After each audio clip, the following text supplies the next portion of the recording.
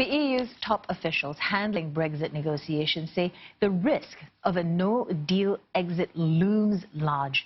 European Commission President Jean-Claude Juncker, who met British Prime Minister Boris Johnson just 2 days ago, says the UK has still not offered any viable solutions to rewrite a withdrawal agreement.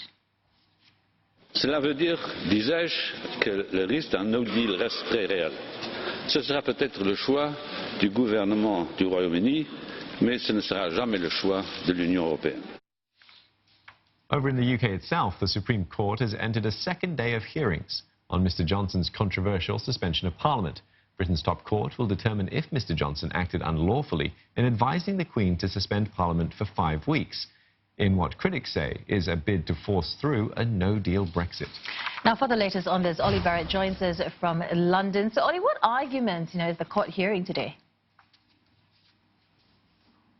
We've been hearing in detail from the government's lawyer, and he has been getting a rigorous questioning from the Supreme Court judges. The government has been setting out again its position that it believes that the prorogation, the suspension of Parliament, is entirely lawful, is entirely right and proper, and is entirely within the remit of the government to be able to do as and when it sees fit. We've also heard from the government's legal team that it believes that prorogation or suspension is not a matter for the Supreme Court. They believe it's a matter for Parliament, and the government's legal team saying that if Parliament is so worried about the idea of a long prorogation, then it's for Parliament to act, that Parliament could have acted against Boris Johnson's proposed suspension with legislation and didn't, and if it wants to act in future against the principle of long suspensions of Parliament, then it can do so in future as well. As I say, arguing that the Supreme Court is not the place to hear or decide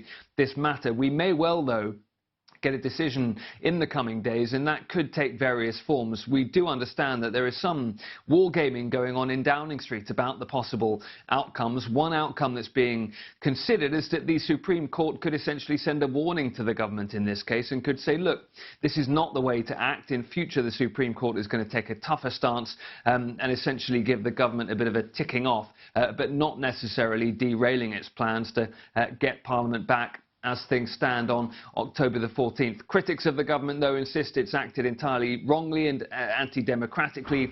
We will hear more over the next day or so from the other side of the argument as well, the legal teams and the lawyers acting on behalf of campaigners who believe that the government has done something unlawful and also against the spirit of Parliament and government. Ollie, the European Parliament is also debating Brexit today in France. Is there any optimism that a deal can be reached?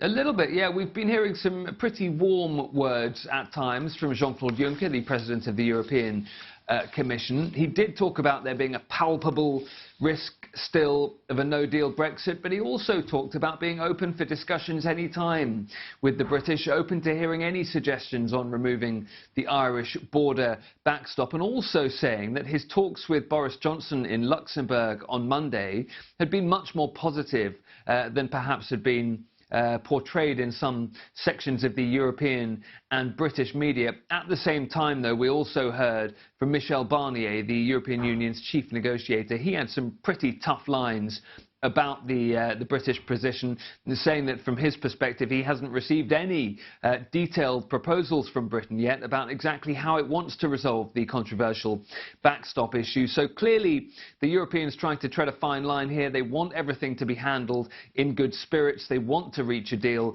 but some frustration still bubbling underneath that the British haven't been particularly forthcoming in detail since Boris Johnson became Prime Minister. All right, many thanks for that. Ollie Barrett speaking to us from London.